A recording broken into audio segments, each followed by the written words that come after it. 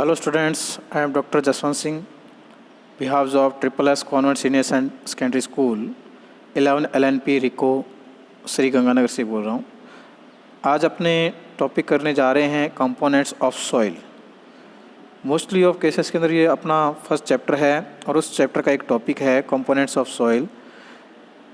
तो आरबीएससी वाले स्टूडेंट्स ध्यान दें, ये जो आपका टॉपिक्स है इससे बहुत सारे क्वेश्चन जो हैं जेट और आईसीआर के अंदर भी पूछे जाते हैं।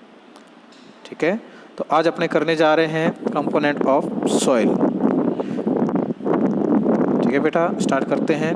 तो देखिए आपको सामने नोट्स दिख रहे हैं स्क्रीन के ऊपर, तो इस पर ध्यान दीजिए। तो देखिए सबसे पहले कि सॉइल के अंदर सॉइल किन किन चीज़ों से मिलकर बनी हुई है। ठीक है, इसमें कौन कौन से एलिमेंट्स हैं, कौन कौन से कंपाउंड हैं, या कौन सा कंपाउंड जो है किस फॉर्म के अंदर प्रेजेंट है, ये कहलाता है उसका कंपोनेंट्स, यानी कि सॉइल का कंपोजिशन क्या रहेगा। ठीक है, तो मेनली आप जानते हो कि कंपाउंड जो होते हैं उनकी 3 स्टेट्स होती हैं, solid, liquid and gas.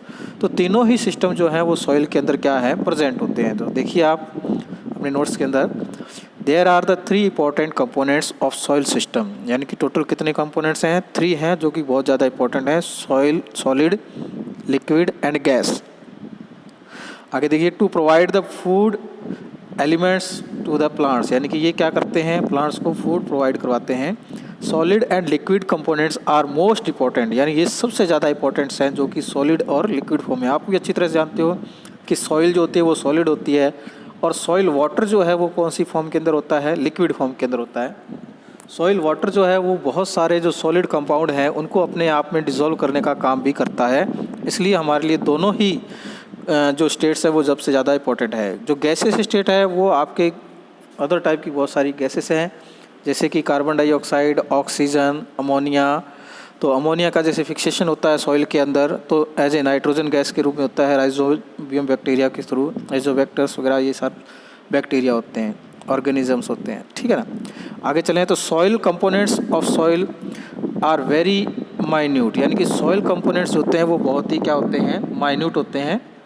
Soil is 50% covered by it's soil components, यानी कि सबसे बात करें पार्ट कि सॉइल का जो 50% हिस्सा जो है या 50% जो हिस्सा है वो सॉलिड पार्ट्स का होता है, और अदर जो है 25 और 25 वो आपका लिक्विड और क्या रहता है, गैस रहता है।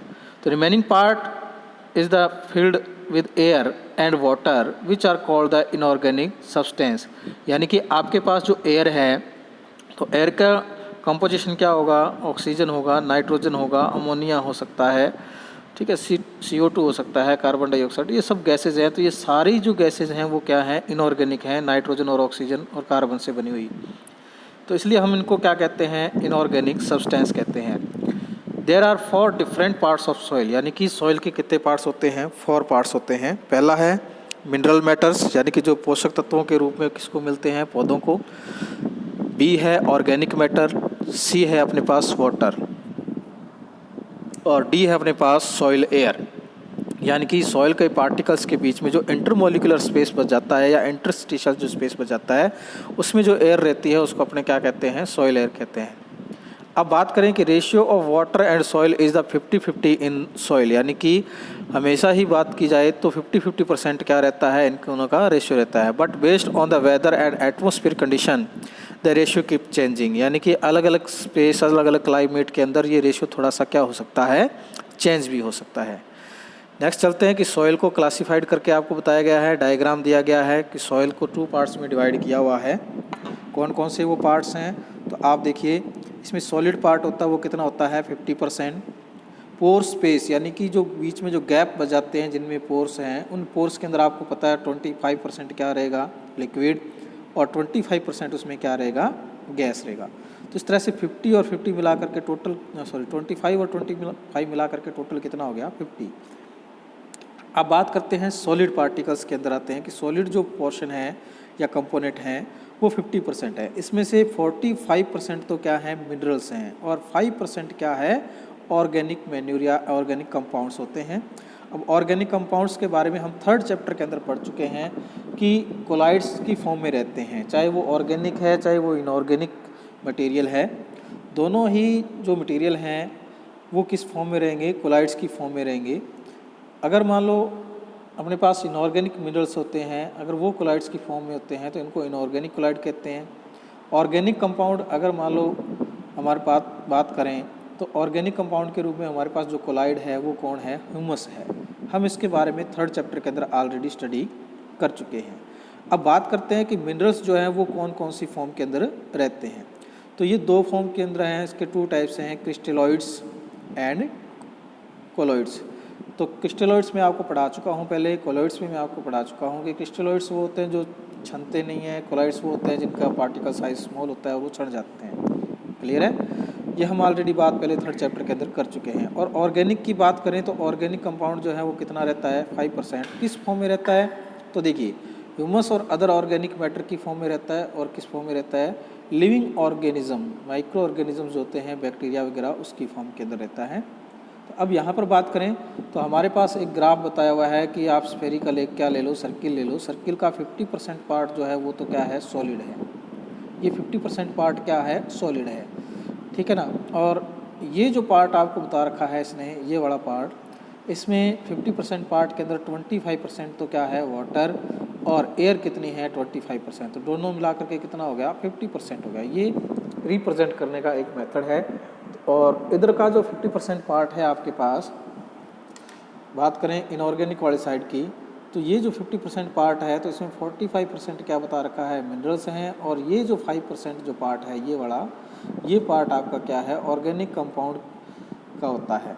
क्लियर है? ये कौन सी स्टेट के अंदर आ जाता है, सॉलिड स्टेट के अंदर बात कर रहा है। किसके अंदर बात कर रहा है, सॉलिड के अंदर बात कर रहा है, ठीक है। तो इस तरह से ये सॉलिड पोर्शन होता है। हाँ जी, अब आगे चलते हैं, अपने इसका डिस्क्रिप्शन थोड़ा सा पढ़ लें, क्या होते हैं मिनरल्स, ऑर्गेनिक मैटर क्या हैं, इनके बारे में अब हम डिस्कस करेंगे।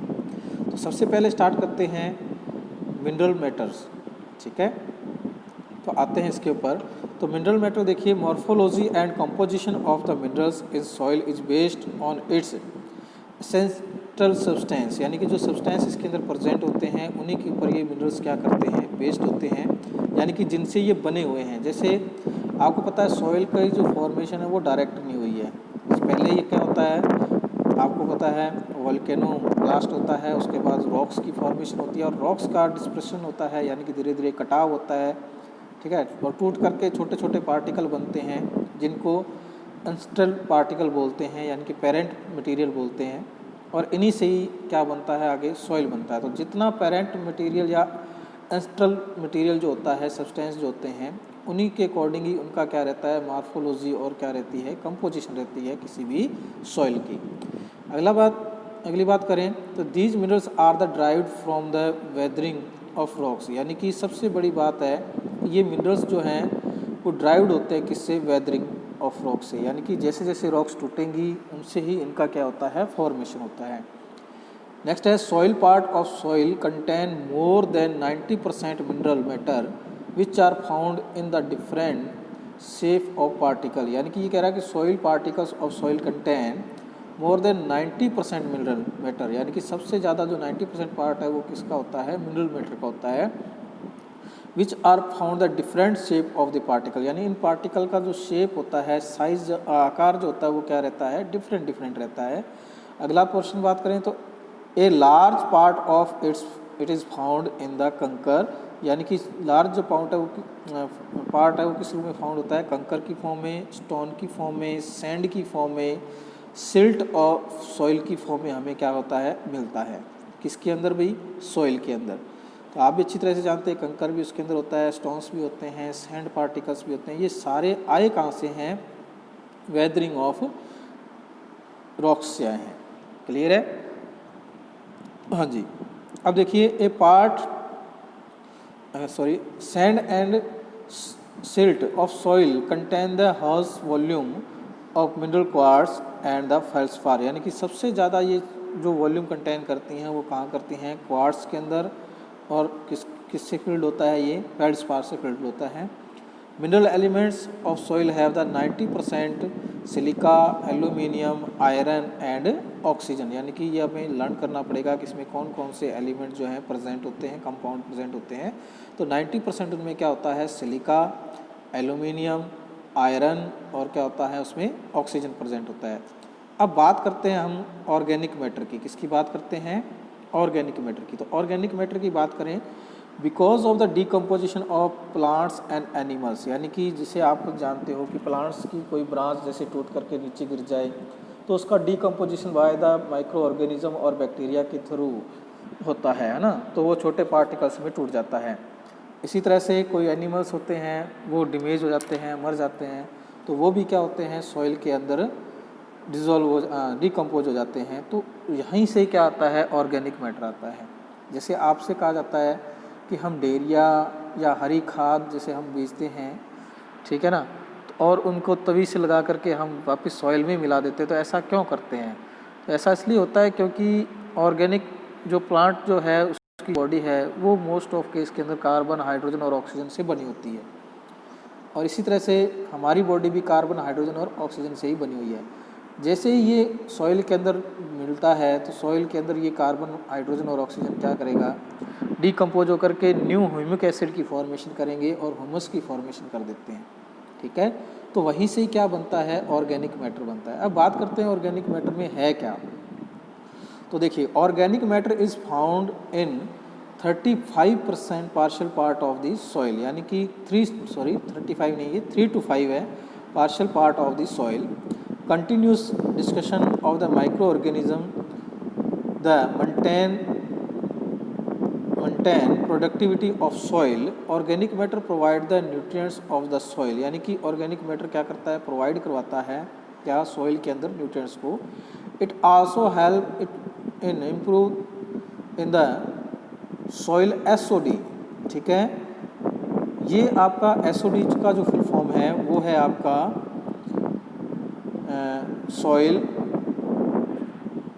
एक मिनट, सॉइल ऑर्गेनिक डिजॉल्व जो SOD कहते हैं, water holding capacity and improvement in soil texture, यानी कि वो SOD वाटर होल्डिंग कैपेसिटी और इम्प्रूवमेंट करता है किसके अंदर, सॉइल टेक्सचर के अंदर, सॉइल की जो बनावट है उसके अंदर क्या करता है, सुधार करता है। अगला है, soil organic matter is found in form of partially dissected और डिकम्पोज्ड एलिमेंट्स, यानी कि सॉइल ऑर्गेनिक मैटर होता है, तो मैंने आपको बताया कि यह जो प्लांट्स और एनिमल्स का क्या होता है, पार्ट होता है। तो वो क्या होता है, पार्शली क्या होता है, डिस्कस्ड, यानी कि टूटने की फॉर्म में होता है, या वो डिकम्पोज्ड एलिमेंट होते हैं। क्लियर है। अगली बात करते हैं हम सॉइल वाटर की। हम सॉइल वाटर की बात करें तो आपको पता है कि जैसे ये पार्टिकल्स हैं बहुत सारे, तो बीच में क्या बच गया, जैसे स्पेस बच गया।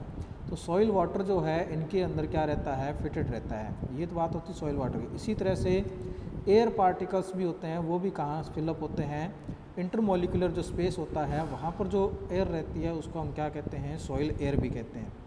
तो बात करते हैं इसके ऊपर सॉइल वाटर, ठीक है।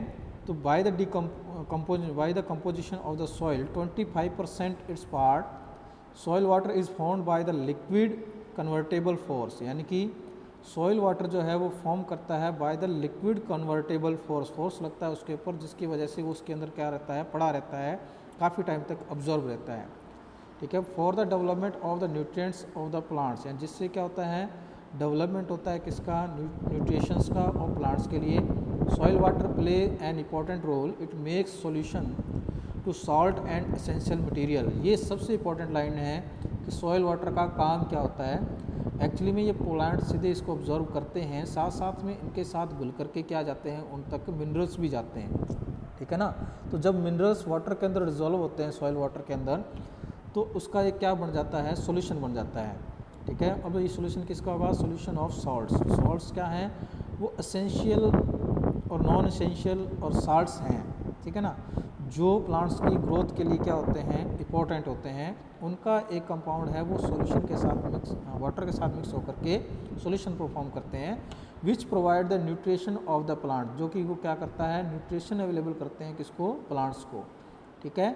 Soil water depends on soil texture, यानी कि सॉइल का टेक्सचर कैसा है। आप खुद देखो, रेगिस्तान में चले जाओ, बालू रेत के अंदर बड़े दाने की मिट्टी होती है या सैंड पार्टिकल लार्ज होते हैं, तो वहाँ पर वाटर होल्ड नहीं हो पाता ज़्यादा टाइम तक, और वाटर क्या हो जाएगा, वेपराइज हो जाएगा। अगर मान लो चीकनी मिट्टी है तो वाटर जो है वो ज़्यादा समय तक क्या रहेगा, बैलेंस रहेगा, उसके अंदर वाटर होल्ड होकर पड़ा रहेगा। वो उसकी टेक्सचर पर डिपेंड करता है कि सॉइल कैसी है।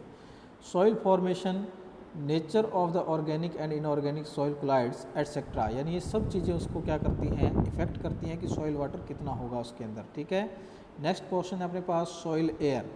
तो देखिए volume of soil air in the soil pores, यानी कि सॉइल पोर्स उनको कहा है, जैसे सॉइल पार्टिकल है, ये दूसरा सॉइल पार्टिकल है, ये थर्ड सॉइल पार्टिकल है, तो बीच में ये क्या बच गया, पोर्स बच गए। तो इस पोर्स के अंदर क्या फिलअप रहती है, एयर फिलअप रहती है। क्लियर है ना। इस एयर को अपने क्या कहते हैं, सॉइल एयर कहते हैं। मान लो सपोज कीजिए ये एयर है बीच में, तो यहाँ पर ये एयर जो है इसको हम क्या नाम देंगे, सॉइल एयर नाम देंगे। क्लियर है। हाँ जी, अब इसके बारे में डिस्कस करते हैं थोड़ा पोर्शन। तो volume of soil air in pores 25% air is present in the pores of soil, यानी सॉइल के जो पोर्स होते हैं उनमें ये प्रेजेंट होता है। There for its distribution becomes equal. Volume of carbon dioxide in soil is 0.3% which is more than the volume of carbon dioxide in air. यानी कि सिंपल सी बात है कि आप बात करें कि एयर के अंदर जो कार्बन होती है, कार्बन डाइऑक्साइड, वो होती है 0.03 एयर के अंदर, एटमॉस्फेयर के अंदर। ठीक है ना, ये किसकी है बात, एटमॉस्फेयर के एयर के अंदर है। अगर हम सॉइल एयर की बात करें, इसकी बात करें सॉइल एयर की, सॉइल एयर के अंदर है कितना, ये तो है 0.03। ठीक है ना, और वो है 0.3, यानी कि एक जीरो बीच में नहीं है यहाँ पर। ठीक है ना, तो इसका मतलब ये वैल्यूज क्या है, वो लार्ज वैल्यू है। ये वैल्यू क्या है, लार्ज। तो सॉइल एयर जो होती है उसमें कार्बन डाइऑक्साइड की अमाउंट क्या रहती है, ज़्यादा रहती है। It is saturated by the water vapours. Volume of oxygen and nitrogen it is the less than the atmosphere, यानी एटमॉस्फेयर की जो आपकी नाइट्रोजन और ऑक्सीजन है एयर कंपोजिशन में, उससे इसमें नाइट्रोजन ऑक्सीजन क्या रहती है, कम रहती है। ठीक है। नेक्स्ट है the amount of carbon dioxide in air increase as the depth increases the where as the volume of oxygen decreases with increases in the depth, यानी कि जैसे जैसे हम गहराई में जाते जाएंगे सॉइल के अंदर, वैसे वैसे कार्बन डाइऑक्साइड की जो अमाउंट है वो क्या होती जाती है, इंक्रीज होती जाती है। दैट्स ऑल स्टूडेंट्स, आज का जो हमारा टॉपिक था सॉइल कंपोनेंट्स ऑफ सॉइल, वो आज अपना कंप्लीट होता है। आप इन नोट्स को अपने नोटबुक में नोट करोगे। ठीक है, ओके, बाय।